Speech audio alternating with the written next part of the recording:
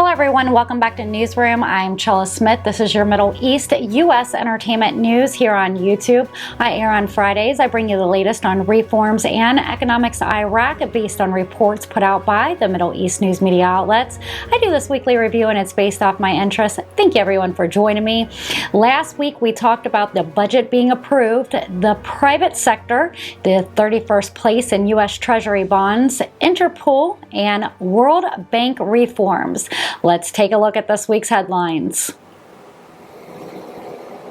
Things are heating up in Iraq as Baghdad Magazine News reports the Iraqi judiciary decide to seize the movable and immovable property of the former finance minister and 3 other officials. According to a document obtained by Magazine News, it was decided to seize the movable and immovable property of former Minister of Finance, Director of the Office, and the former Prime Minister, who worked as the keeper.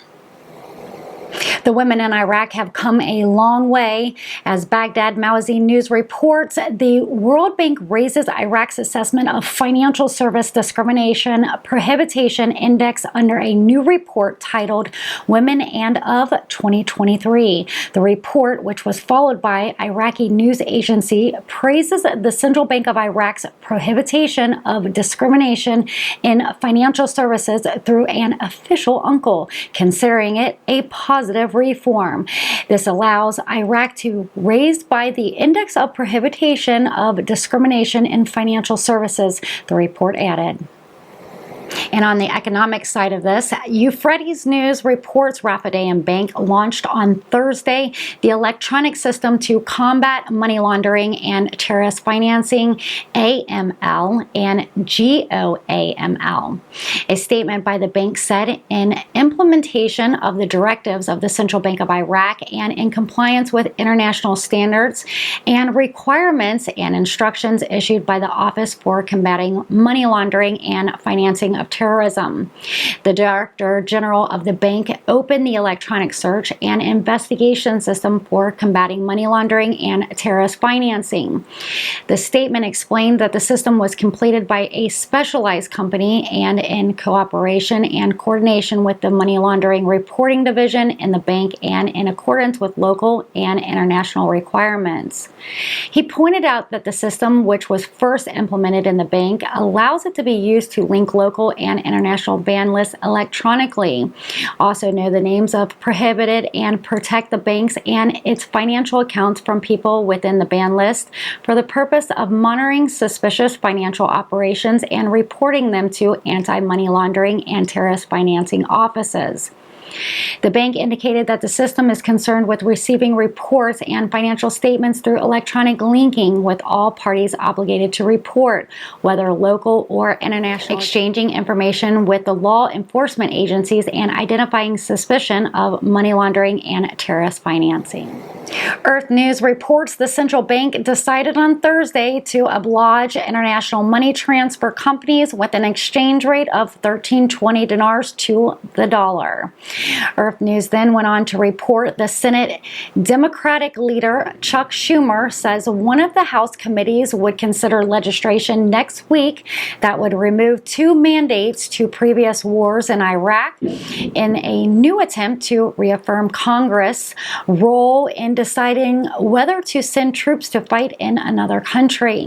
Schumer added that the Senate Foreign Relations Committee will consider the 1991 and 2000 authorization for use of military forces, paving the way for possible votes in a full Senate before members leave for April holiday.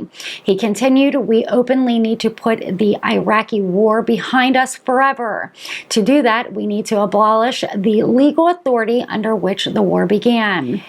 Democratic and Republican lawmakers from the Senate and House of Representatives introduced legislation to repeal the 2 long-standing legislations in force in early February.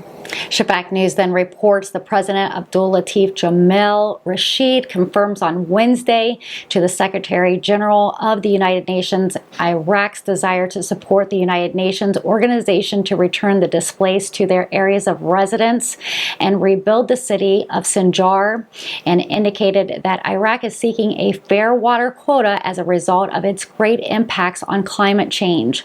While Guterres stressed the conditions in Iraq have changed for the better, Rashid Wednesday at the Baghdad Palace. Antonio Guterres and his accompanying delegation, which included the United Nations Under-Secretary General for Political and Peaceful Building Affairs and the Special Representative of the United Nations Secretary General for Iraq, Janine Plasheret, the media office of the Presidency of the Republic said in a statement. The statement added that the President of the Secretary General discussed during the meeting the efforts of achieved to consolidate security and stability in the country and the mechanisms of work of the United Nations mission in Iraq and the role it plays alongside national efforts and the role of friendly organizations and countries in supporting the displaced persons, as the President of the Republic affirms Iraq's aspirations to support the international community's cooperation and joint action to respond to humanitarian needs of the displaced families. The President of the Republic added that there are thousands of displaced families living in very tragic and complex situations, and we hope in cooperations with the United Nations to resolve the humanitarian files by returning the displaced people to their areas of residence and the reconstruction of the city of Sinjar in accordance with the Sinjar Agreement. The President of the Republic also pointed out, according to the statement, that Iraq is one of the countries most affected by climate change as it suffers from water scarcity, drought, and which reflects negatively on various aspects of life, noting that Iraq seeks a fair water quota. In this context, the President of the Republic expressed thanks and appreciation to the Secretary General of the United Nations for inviting him to attend and participate in the Water for Sustainability Development Conference, wishing the conference success and contributes to addressing the problem of water scarcity. Rashid touched on the ambitious government programs that include consolidating security and stability, curbing corruption, rebuilding infrastructure, and providing the best necessary services to Iraqis, creating good investment opportunities to operate factories and create new job opportunities, and explained that there are continuous efforts to maintain dialogue between the region and the federal government in order to understand and development effective solutions, as well as working on the agreement to approve the oil and gas law. For his part, the Secretary General of the United Nations, according to the statement, expressed his happiness to visit Iraq, which he describes as the best visit, and has expressed his pleasure to meet with the President of the Republic, praising security stability he felt in the country and his efforts to alleviate the suffering of the displaced. He stressed that the United Nations stands by Iraq and supports all efforts to protect its security and stability, pointing out the commitment of the international organizations in providing support to the displaced and ending their humanitarian suffering. The UN Secretary General also expressed his happiness with Iraqis' participation in the water conference in New York, noting that the conditions in Iraq have now changed for the better, noting that the Iraqis and united with their unity and cooperations prevent foreign interference. In this context, he stressed the support of international organizations for Iraqi government. The two sides also discussed the latest political developments, and efforts to enhance regional and global peace and security, in addition to issues of common interest. And lastly, Iraq is leaping forward tremendously. Mal Bersher reports Prime Minister Mauser Mohammed Shalay's financial advisor said that Iraq's foreign currency reserves has reached their highest level in Iraq's financial history and is currently touched 115 billion US dollars. Shalay explains on Tuesday to the Iraqi news agency, the WAA, that the management of foreign reserves is subject to international standards investment guides. He added, the coverage of reserves from foreign exchange to issued national currencies is approximately 150%, which is very high and represents optimal efficiency in the standards of managing reserves, as well as covering the external debt obligated to pay to Iraq about 5 times.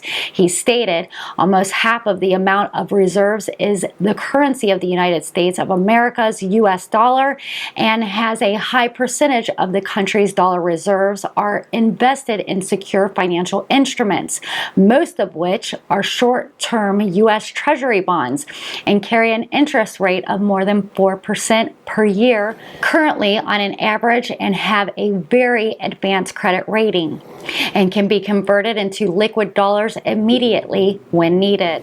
The management of foreign reserves is all subject to international standard investment evidence issued by international multilateral financial institutions within the management of optimal investment portfolios that avoid risk, the most important of which is avoiding all legal risk, the risk of exchange rates, fluctuations, interest rates, and other operational risk, the Prime Minister's advisory said.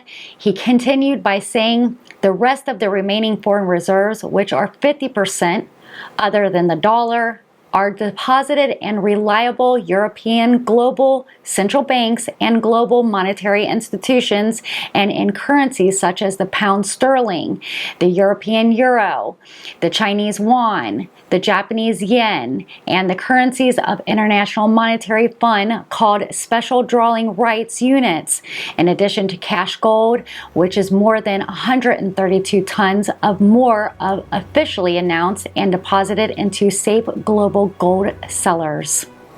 And you've been watching Newsroom Weekly Review. I'm Chella Smith. This is your Middle East U.S. entertainment news on reforms and economics Iraq, bringing you the latest Dinar news without having to keep up with all the different outlets. I'm here on YouTube every Friday, so don't forget to subscribe and turn those notification bells on.